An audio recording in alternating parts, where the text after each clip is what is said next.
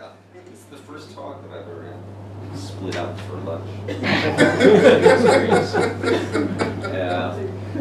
Yeah, I think there is somewhat of a question regarding the practice of philosophers, but you know, sometimes, for example, Karl Marx is criticized for having had a maid, for example. So his economic theory can't possibly be serious because he had a maid and lived a very comfortable middle-class lifestyle. How do we deal with that? At the time when theory and practice, there was a certain moment when philosophers, anyone who spoke in favor of change or transformation, somehow had to be perfect saints regarding their practice. I think, you know, with passage of time, that's shown to be untenable, meaning that on the one hand, what counts in terms of the truth or the soundness of a theory is the theory itself. It's the theory itself. So, you know, with the case of Marxism, there is a historical and political experience that has to also be evaluated on its own. To say that philosophy directly influences worldly events is to essentially say that ideas have a causal power to affect worldly events. I mean, that in principle is something that can be explored and analyzed, but how does an intangible object cause something of a physical nature? So the relationship between theory and practice, in terms of philosophy's own subdivisions, like I said, is fundamentally differentiated because of the different type of truth that operates on both levels. One level, you'll have a correspondence theory of truth, as I was saying, the descriptive theory of truth, equations, propositions, phrases say something about, or sentences say something about the external world. Does it adequately describe or explain what happens in the experimental world? That will determine whether the proposition, equation, or proposition is true or false. On the level of politics, or at least religion's capacities for creating communities, the theories of justice, ethics, we look at the normative form of truth. So you have to look at different contexts, often compare different contexts, and that's what will inform us whether a doctrine, whether a philosophy is true or false. Not necessarily the behavior, let's say, of the philosopher, and that's an important point insofar as trying to perceive what philosophers are trained to do. Philosophers aren't trained to live as either gurus or saints. When you look at the term philosophy in Greek, it means the love or the friendship of knowledge or wisdom, right? Phile and Sophia.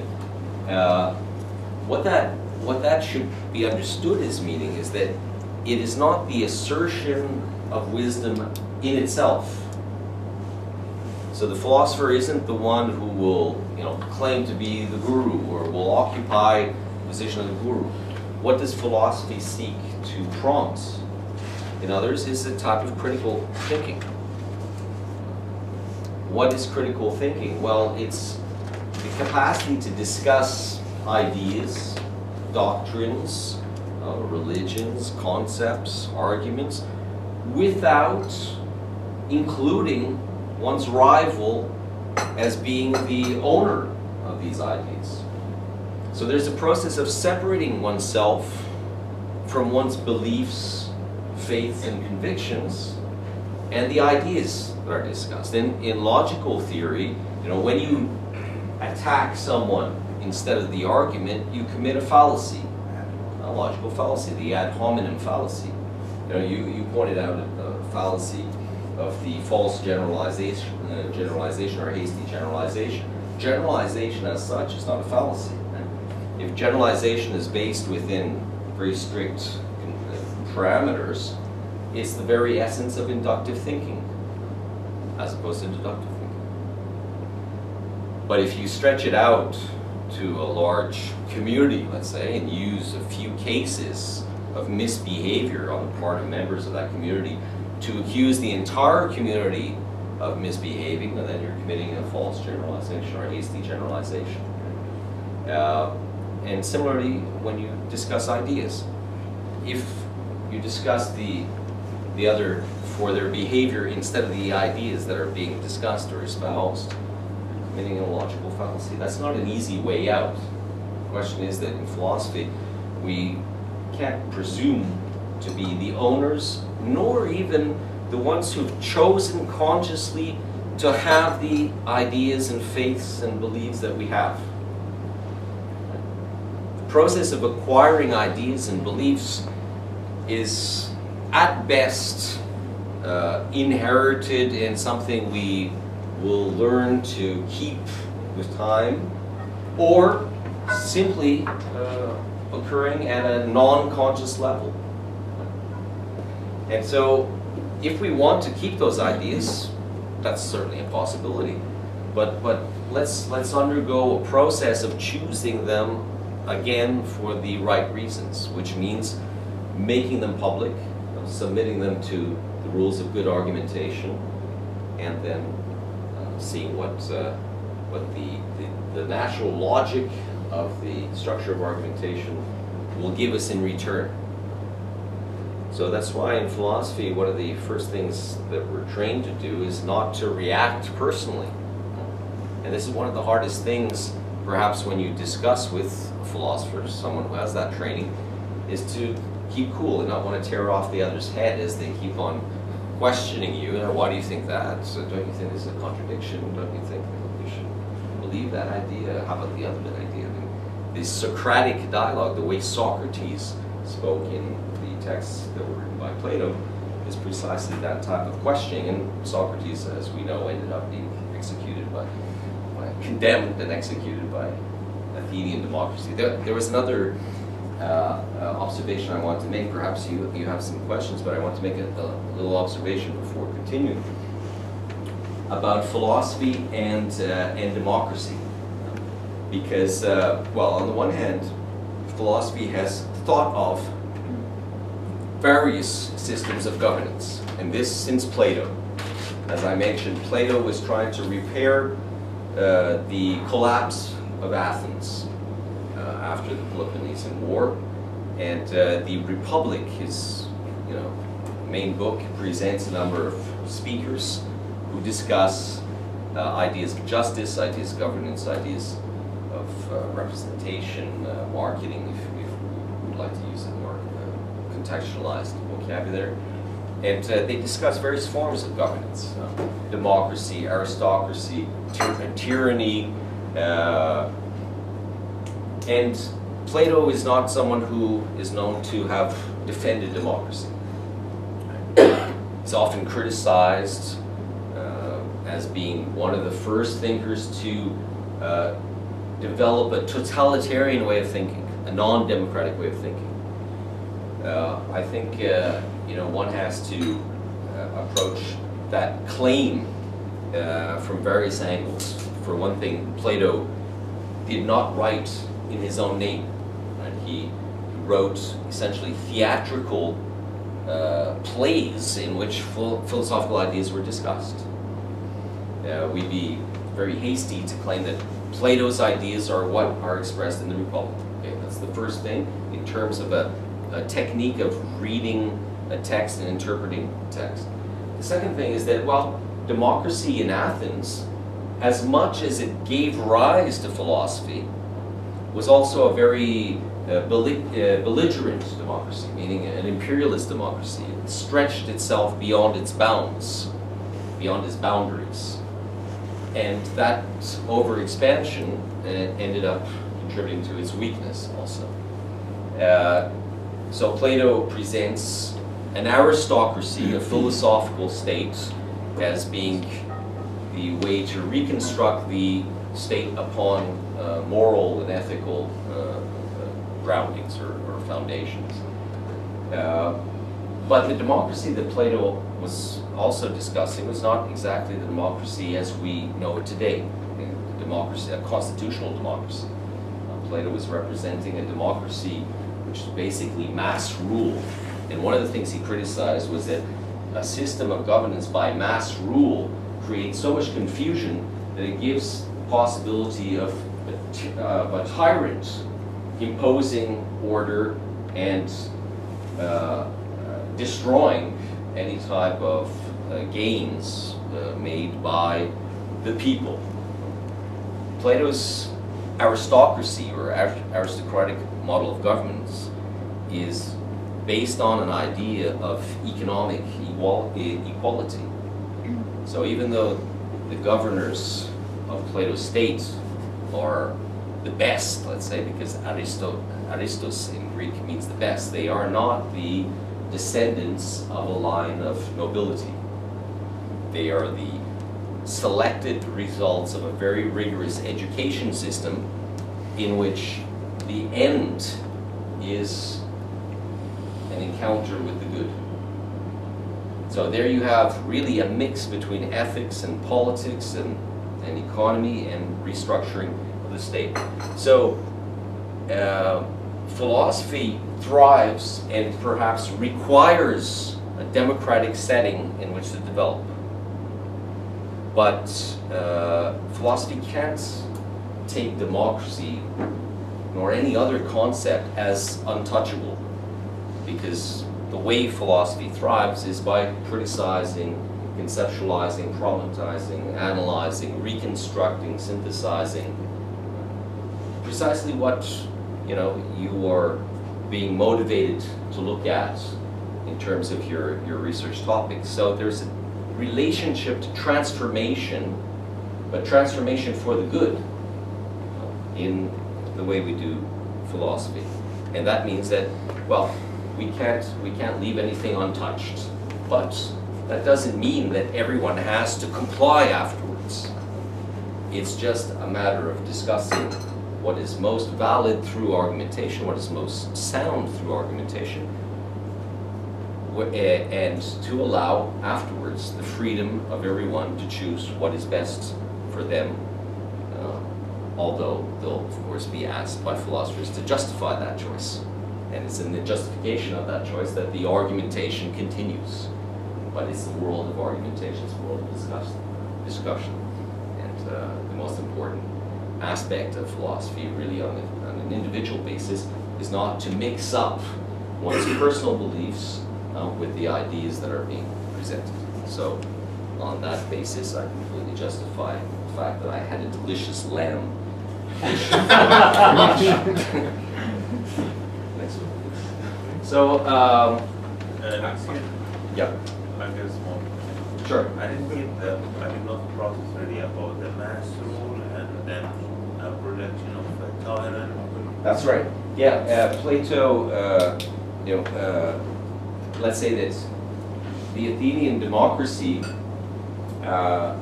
was very successful as long as its leaders were organized their principles of governance according to ethical grounds. Okay. But after the death of the big leader, Pericles, there were a series of other leaders who came in, and some of these leaders were either warlords or represented clans or oligarchies, did not represent all the citizens of Athens. Pardon me? Or crazy. Or crazy. Yeah. Or crazy. And then so the option to a well-structured democratic mode of governance was what Plato represented as mass rule, meaning that different factions competed together to try to govern and take control of the state, and this could only lead to chaos and probably to the imposition of a dictatorial type of rule by some type of tyrant. The whole process, the whole relationship between the two is mainly speculative. But the idea is that if there are no solid institutions, if there's not a constitution, if there's not a Bill of Rights, if there's not a concept of justice, if there's not a very strong educational system imposed in which the citizens who eventually go on to govern will have training and instruments necessary to govern, then we'll have a system of great instability if the goal is simply to maintain a democratic system of governance. So Plato's idea of aristocracy, which is often cited as being the precursor of totalitarian forms of governance, is an idea based upon an education system and a selection of the best, whose ethical solidity would be proven over time, and that only these would be the ones to eventually govern. So the economic system underneath would not be one of economic inequality. Also, there would be a certain equality amongst all citizens in this vision. So when I want to speak both about a certain reputation that Plato has as being anti-democratic, somewhat more complex than simply someone who thought that there should not be elections, for example. It's not exactly that what's at stake, because the aristocratic society that Plato represents is a society based on discussion, argumentation, constant justification, accountability, responsibility. On the other hand, his idea of aristocracy is not an idea of inherited right of rule. It's a selection of the best, because aristos in Greek means best. So, on that note, is that clear? You can have my water. Sorry, it's closer. Thank you.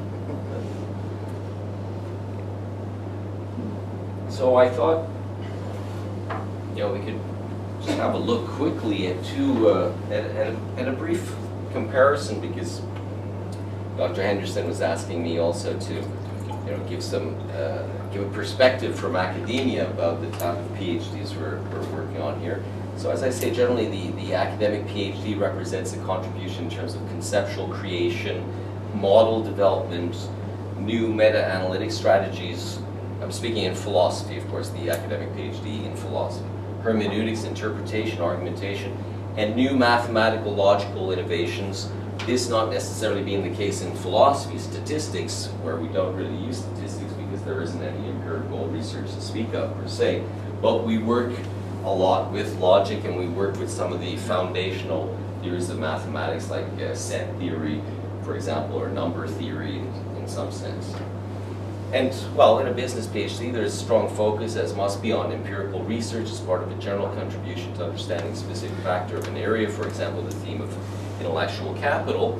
But I think we have some similarities, if you could change that, that are more interesting than just these two big lines, even though I completely recognize that you're working on introducing new models or applying certain models in an innovative and contextualized and specific fashion.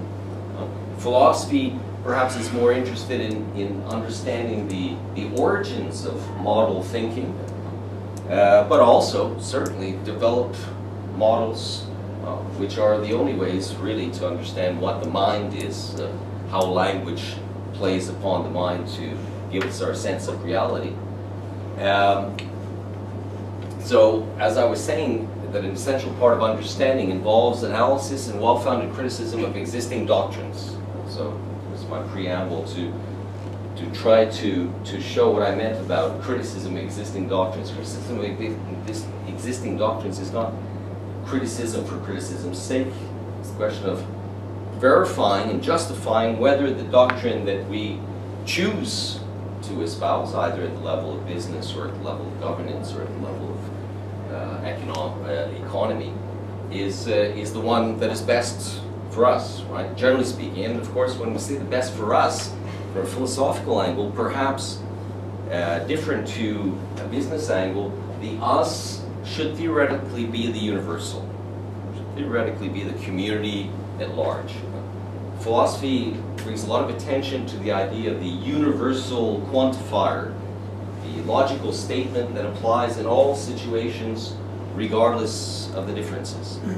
Of course, this is, a hypothetical situation, and also a logically very delicate one, because according to the rules of logic, one needs only to find one counter example for a universal statement to fall apart. So like, all Brazilians love samba music. Well, you just find one Brazilian who doesn't, and that universal quantifier can't work, right? So the objective is for universal inclusion, but we have to recognize that logic also allows us a lot of power to continually question the nature of our universal statements. So in a certain sense, understanding is not merely descriptive, insofar as it does involve criticism. So even though we want to build theories in philosophy, we also want to refute the theories if they aren't logically sound, right? And this is what happens particularly at the stage of the conversation that we have with the defense. We test the content of the dissertation and see whether the very nice edifice that has been built has a foundation like the Burj Khalifa that goes kilometers wide, as our colleague mentioned today. So apart from all the allure of getting a diploma, desire that's not part of Monarch's academic and research philosophy per se, the understanding developed in a PhD dissertation involves some form of transformation, then, of a part of the area. That's what I mean about building a new theory, introducing a novel idea, and then receiving the criticism to adjust it. But this new idea, one would suppose, is a better idea than the ones that exist previously. It seems counterproductive to introduce a new idea that is not better. Right? So there's some type of transformation. So we're working really in this aspect here of the PhDs that are being supervised and stimulated on a certain transformational idea of truth. Now, strategies of an academic PhD, once again, are delimiting a topic, problematizing its conceptual construct, analyzing its argumentative models, criticizing premises and conclusions, and putting forward a new understanding. And a new understanding, then, is not merely descriptive, but involves a critique, a transformation. In political philosophy and linguistics, this is called a performative truth. So this is one of the things that I want to discuss a bit more technically in this last part of my presentation. A performative truth is created in a performative utterance, and this is a theory presented by the philosopher John Austin, who is a professor at Oxford, in his book How to Do Things with Words, and is now an important part of linguistic theory, political theory, ethical theory.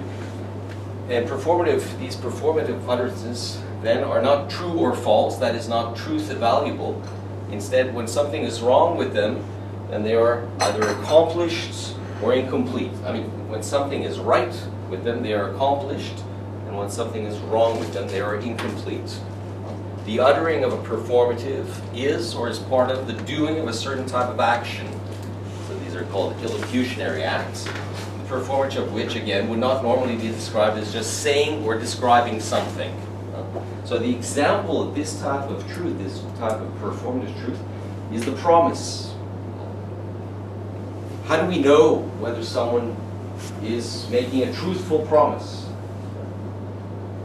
You can only check that, you can only verify it after the promise has been realized, in some sense. Similarly speaking, a contract. How do you know whether a contract is truthful? Perhaps a contract is not meant to be truthful.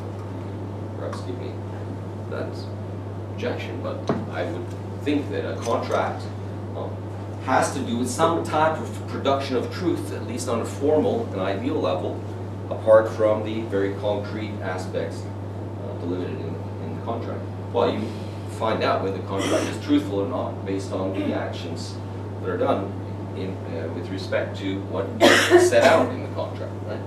So a truth that is realized only upon accomplishing the terms of the initial agreement are promises, contracts, rights. A dissertation, I think, is also somewhat of a contract, somewhat of a performative type of truth, in which its truth is not so much purely descriptive, but also, insofar as it wants to install something different, something better, is part of a transformation.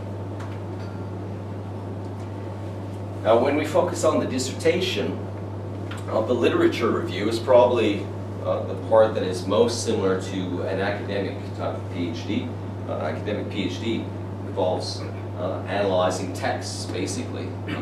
One of the triangular models that we use in philosophy regarding dissertation work is to establish the top position as that of the genius.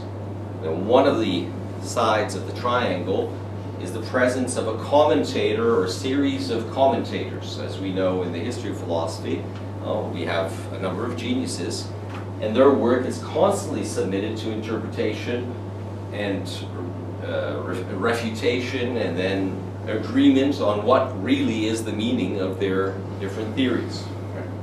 Well, when the candidate, the doctoral candidate, approaches this area of study, it's a little bit risky to go after the genius directly if that's what the purpose is. And a dissertation would have to be something like that. In philosophy, it's not very well seen if you choose to write on a genius in only a positive fashion. If you have no criticism, it's like you're not expressing your liberty.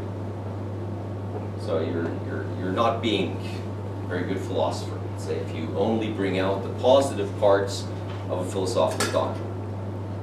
In fact, there's a certain tendency within philosophy of eliminating the master. Socrates, Plato, well, Plato, unfortunately, even though Socrates is executed by the Greek democratic state, Plato also will do his role in eliminating the master.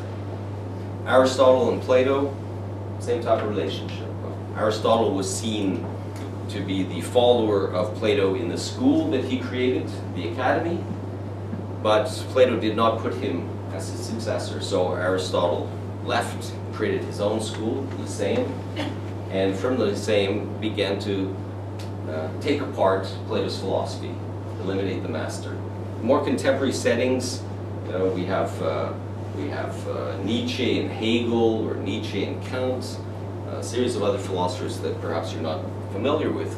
But there is a tendency in philosophy for the best disciple to aim at eliminating the master.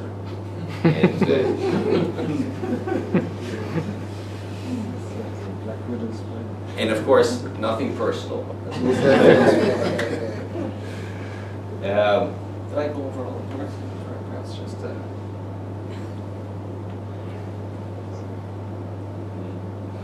there's something I want to comment briefly, and it's a complicated and complex, let's say, subject. Is the whole idea of historical progression that we present in the literature review. History is not a naive subject or practice. If we profess to create a chronological history to the development of an idea until contemporary times from a supposed original point, we're applying a type of model by which we write history. Right? This is a pretty standard model that comes not only, but is really developed and used exhaustively in the 19th century in Western or in European states in general to create the historical narrative of the new nation state. What does that mean exactly? Well, countries that never really had full independence or lost their independence sometimes in the past and were regaining it again in the 19th century begin to assert their nationhood by means of a historical narrative in which they write of the time that they emerge as a people in the European territory, in the case of Hungarians, for example, my background, the time when the 9 leaders enter the Carpathian Basin, where the Danube flows, and then find pretty much the promised land in which they settle, and then they develop at first by raiding their neighbors, but then after successive defeats, then they decide that it's better to just develop their land peacefully and involve themselves in commerce and trade with their neighbors and adopt the Holy Roman religion and then achieve statehood and so on and so forth, and are victim to the invading nomadic barbarian tribes that destroy their civilization and so on and so forth. This model is repeated in various narrative stories, but it's one model of a narrative that is created at a specific time. Today, we have various types of historical narratives. We have micro-history, that analyzes very locally the operation of a certain phenomenon within human communities. We have comparative history, showing how sometimes models are more illusory than real. One has to think a little bit about the type of history that's being presented in literature review. Sometimes being merely descriptive just gives the sense of the literature review as being a series of book reviews also. Disjointed book reviews. We might want something a little bit more united. It's just an observation that I'm making, but there is a history of the progression of a concept, but there's also the history of the model, the historical model used to describe a concept that we should perhaps pay some attention to. So on the dissertation, the literature review is a serious logical and critical part of any dissertation. So as I'm saying, that cannot be merely book reviews or merely journalistic, can't just be reporting facts. It's very important to contextualize and to contextualize well. It cannot be a repeat from general knowledge acquired on television, for example. We have to be careful also about the knowledge that we acquire from the Learning Channel and the Discovery Channel and the History Channel, and not transport that type of material into our academic work, because written most often is based on very shallow academic ground. It ought to show some knowledge not only of history but of historiography, the logical historical development, comparative and structural historical methodology. I started off by speaking of science, what is science, and suggesting that... Sorry. Sure. Talking about historical development. For example, in the business research, does that mean the theoretical framework? Because every concept must have its history. Would the historical development be the same thing as the theoretical framework? Okay. My question is, you talk about the logic of historical development. So I'm now saying that when that is applied to business research, would that be the same thing with theoretical framework, which is the basis upon which every concept in business derive its